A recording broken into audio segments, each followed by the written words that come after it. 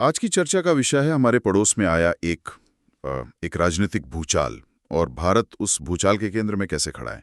हमारे पास रॉयटर्स से लेकर कई भारतीय मीडिया संस्थानों की रिपोर्ट्स हैं जो एक बहुत ही उलझी हुई तस्वीर दिखा रही हैं। बिल्कुल। तस्वीर ये है कि बांग्लादेश की पूर्व प्रधानमंत्री शेख हसीना जो इस वक्त भारत में है, उन्हें उनके अपने देश में मौत की सजा सुनाई गई है। मौत की सजा? जी। और अब बांग्लादेश की जो नई सरकार है वो भारत से कह रही है उन्हें हमें सौंप दीजिए। और बस यहीं से ये मामला एक सीधी सादी खबर से बढ़कर एक बहुत बड़ा कूटनीतिक सिरदर्द बन जाता है। सही कहा। तो आज हम इसी गुत्थी को परत दर परत सुलझाने की कोशिश करेंगे। ये फैसला क्यों आया, भारत के सामने क्या मुश्किल है और इस एक फैसले से पूरे दक्षिण एशिया की राजनीति पर क्या असर पड़ सकता है। चलिए इस कहानी को बिल्कुल शुरू से पकड़ते हैं। शुरुआत करते हैं उस फैसले से जिसने सबको चौंका दिया। ढाका में एक ट्रिब्यूनल ने शेख हसीना को उनकी गैर मौजूदगी में मौत की सजा सुना दी। यस। ये कौन सा ट्रिब्यूनल है? इसका नाम है अंतर्राष्ट्रीय अपराध न्यायाधिकरण बांग्लादेश, यानी ICTBD। और यहाँ ये जानना बहुत जरूरी है कि ये कोई आम अदालत नहीं है। अच्छा जी, ये वही ट्रिब्यूनल है जो पहले 1971 के युद्ध अपराधों के मामलों को लेकर काफी चर्चा और विवादों में रहा है। ओहो। इस पर अक्सर राजनीतिक बदले की कार्रवाई करने के आरोप लगते रहे हैं। अच्छा, तो इसका मतलब ये हुआ कि जिस संस्था ने ये फैसला सुनाया है उसकी अपनी एक हिस्ट्री है, एक राजनीतिक पहचान है। बिल्कुल। ये सिर्फ एक कानूनी फैसला नहीं है, इसके पीछे एक राजनीतिक एंगल पहले से ही जुड़ा हुआ है। एकदम। और आरोप क्या लगाए गए हैं? आरोप है मानवता के खिलाफ अपराध। मानवता के खिलाफ अपराध? हाँ, ये मामला जुड़ा है 2024 के उस बड़े छात्र आंदोलन से जिसके बाद शेख हसीना को सत्ता छोड़नी पड़ी थी।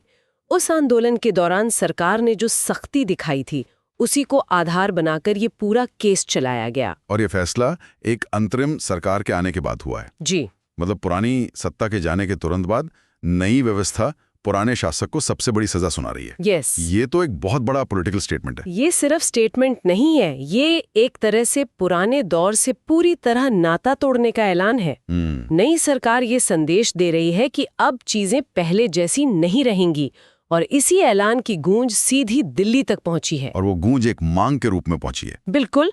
बांग्लादेश की सरकार ने औपचारिक तौर पर भारत से शेख हसीना को प्रत्यर्पित करने यानी उन्हें सौंपने के लिए कहा है। हाँ, और सिर्फ कहा नहीं है बल्कि साथ में एक चेतावनी भी दी है। उनकी भाषा बहुत सख्त है। कैसी? रिपोर्ट्स के मुताबिक उन्होंने कहा है कि अगर भारत शेख हसीना को शरण देता है और उन्हें नहीं सौंपता तो इसे एक अत्यंत अमित्रतापूर्ण कदम माना जाएगा। अत्यंत अमित्रतापूर्ण, डिप्लोमेसी की भाषा में तो ये बहुत भारी शब्द हैं। बहुत भारी। इसका मतलब है कि वो कह रहे हैं कि ये हमारी दोस्ती में दरार डालने जैसा होगा। ये तो सीधा सीधा दबाव बनाने की कोशिश है। और भारत इसी दबाव के बीच एक तरह से फंसा हुआ है। भारतीय विदेश मंत्रालय का जो बयान आया है वो बहुत ही नपातुला है। उन्होंने कहा है कि हमने फैसले पर ध्यान दिया है और हम एक करीबी पड़ोसी के तौर पर बांग्लादेश के लोगों के हितों के लिए प्रतिबद्ध है और सबसे बातचीत के दरवाजे खुले रखेंगे। मतलब शब्दों के इस जाल का असल मतलब ये है कि हाँ, हमने आपकी बात सुन ली है लेकिन हम कोई जल्दबाजी नहीं करेंगे। बिल्कुल।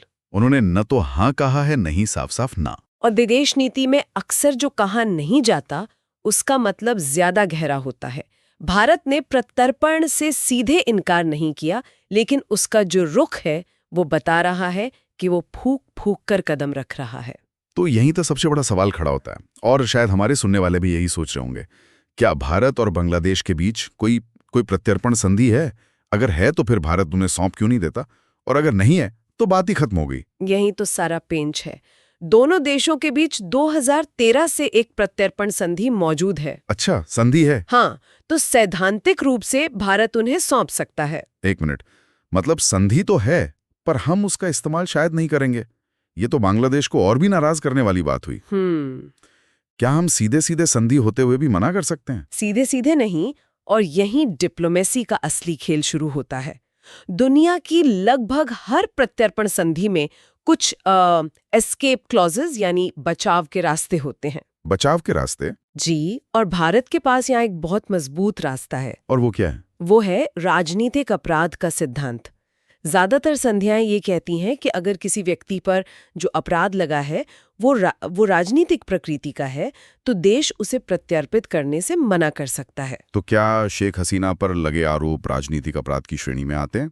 उन पर तो मानवता के खिलाफ अपराध का चार्ज है, जो सुनने में तो एक गंभीर आपराधिक मामला लगता है। लगता तो है, लेकिन इसकी व्याख्या मतलब इसका इंटरप्रिटेशन बहुत मायने रखता है। कैसे? जब किसी पूर्व शासक पर सत्ता से हटने के ठीक बाद नई सरकार द्वारा उसकी सरकार के दौरान लिए गए फैसलों के लिए मुकदमा चलाया जाता है तो अंतर्राष्ट्रीय स्तर पर इसे अक्सर राजनीतिक प्रतिशोध के तौर पर देखा जाता है। अच्छा। भारत ये दलील दे सकता है कि ये मामला न्याय से ज्यादा राजनीति से प्रेरित है। ओहो, तो असल में ये जो पॉलिटिकल ऑफेंस वाली बात है, ये सिर्फ एक कानूनी क्लॉज नहीं है, ये भारत के लिए इस पूरी सिचुएशन से निकलने का एक डिप्लोमैटिक रास्ता है। बिल्कुल, एक तरह का सेफ्टी वॉल। सही।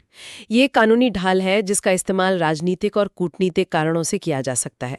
इसके अलावा एक और पहलू भी है। क्या? भारत ये भी देखेगा कि क्या आईसीडीबी की न्यायिक प्रक्रिया अंतर्राष्ट्रीय मानकों पर खरी उतरती है या नहीं। मतलब क्या बचाव पक्ष को पूरा मौका मिला, क्या सुनवाई निष्पक्ष थी। अगर भारत को इस पर जरा भी शक होता है तो वो इसे भी प्रत्यर्पण ना करने का एक और आधार बना सकता है। लेकिन क्या ये राजनीतिक अपराध वाली दलील थोड़ी कमजोर नहीं लगेगी? दुनिया को और खासकर बांग्लादेश की नई सरकार को तो यही लगेगा कि भारत अपने एक पुराने और भरोसेमंद साथी को बचा रहा है। शेख हसीना के कार्यकाल में भारत बांग्लादेश के रिश्ते बहुत अच्छे थे। आपका सवाल बिल्कुल जायज है और यही तो भारत की सबसे बड़ी दुविधा है। क्या? अगर भारत उन्हें सौंपता है तो वो अपने एक पुराने सहयोगी को मौत के मुंह में धकेलने का जोखिम उठाता है और मानव अधिकारों पर अपनी वैश्विक छवि को भी दांव पर लगाता है। और अगर नहीं सौंपता तो वो बांग्लादेश की नई सरकार को नाराज करता है जिसके साथ उसे आने वाले कई सालों तक काम करना है। वाह, मतलब ये पूरा मामला जितना राजनीतिक है उतना ही कानूनी दांवपेच का भी है। भारत एक बहुत ही पतली रस्सी पर चल रहा है। बिल्कुल। तो अब सवाल यह है कि सबका असर क्या होगा? भारत के इस रुख का दोनों देशों के संबंधों के भविष्य पर क्या प्रभाव पड़ेगा? इसका असर बहुत गहरा और दूर तक जाएगा। हमें भारत की प्राथमिकताओं को समझना होगा। क्या है वो? भारत के लिए इस वक्त सबसे जरूरी है क्षेत्रीय स्थिरता। बांग्लादेश में किसी भी तरह की बड़ी राजनीतिक अस्थिरता का सीधा असर भारत के पूर्वोत्तर राज्यों पर पड़ता है। हाँ, ये तो है। अवैध प्रवासन, सुरक्षा, ये सब मुद्दे तुरंत खड़े हो जाते हैं। तो पहली प्राथमिकता है हालात बिगड़ने न पाएं। और दूसरी प्राथमिकता है बांग्लादेश की सरकार के साथ एक वर्किंग रिलेशनशिप बनाए रखना, चाहे वहां सत्ता में कोई भी हो। पड़ोसी आप बदल नहीं सकते। बिल्कुल सही बात है। सीमा प्रबंधन, व्यापार, नदी जल बंटवारा जैसे दर्जनों मुद्दे हैं जिन पर रोज बात करनी पड़ती है। भारत शेख हसीना को बचाते हुए नई सरकार से दुश्मनी मोल नहीं लेना चाहेगा। तो फिर भारत करेगा क्या? वो इन दोनों मतलब एक दूसरे से बिल्कुल अलग चीजों को कैसे साधेगा? यहीं पर भारत की विदेश नीति की असली परीक्षा है। संभावना यही है कि भारत इस मामले को कानूनी प्रक्रिया में उलझा कर रखेगा। मतलब?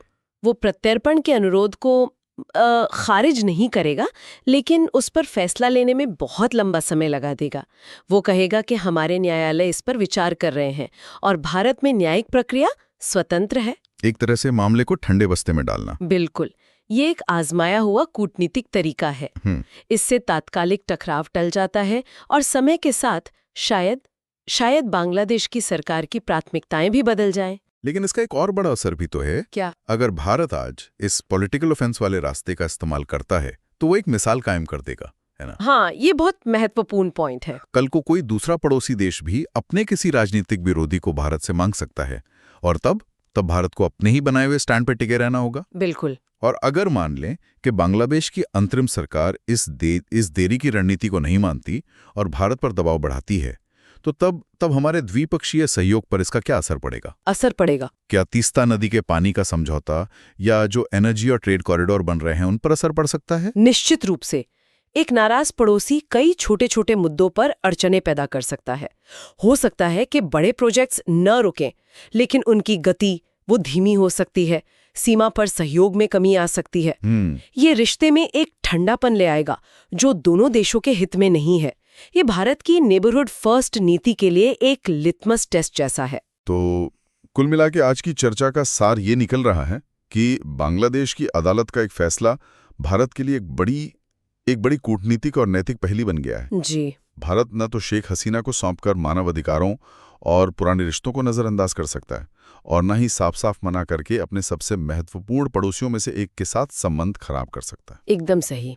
इसलिए भारत ने बीच का रास्ता चुना है। सतर्क रहो, इंतजार करो और कूटनीतिक भाषा का इस्तेमाल करो। ये मामला दिखाता है कि कैसे एक देश का आंतरिक घटनाक्रम बहुत तेजी से एक जटिल अंतर्राष्ट्रीय मुद्दा बन जाता है, खासकर जब आप भारत जैसी एक क्षेत्रीय शक्ति हो। भारत का हर कदम न सिर्फ ढाका में बल्कि काठमांडू, कोलंबो और पूरी दुनिया में बहुत ध्यान से देखा जाएगा। और जाते जाते सुनने वालों के लिए एक विचार छोड़ जाते हैं।